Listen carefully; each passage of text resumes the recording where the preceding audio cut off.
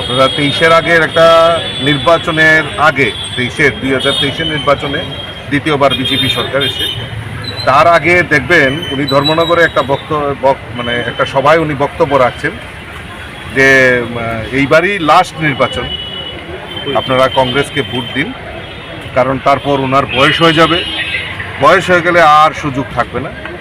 কাজে বয়স হয়ে গেলে যা মতিভ্রম হয় এটারই বহিঃপ্রকাশ গতকালকে উনি করেছেন। এখন উল্টাপাল্টা বলবেন, এখন আমার মনে হয় বিশ্রাম করা উচিত।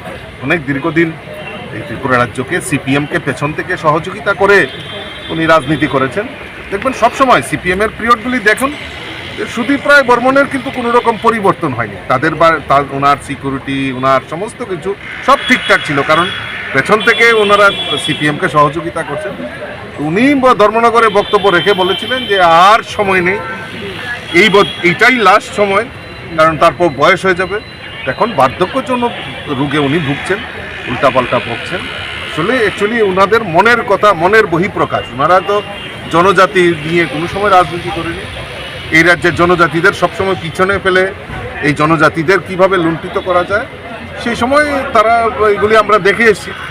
তো এটারই বহিঃপ্রকাশ হয়েছে এবং তাদের যে নৈতিক অধঃপতন তার বহিঃপ্রকাশ উনি গতকালকে করেছেন ধলাই জেলায়।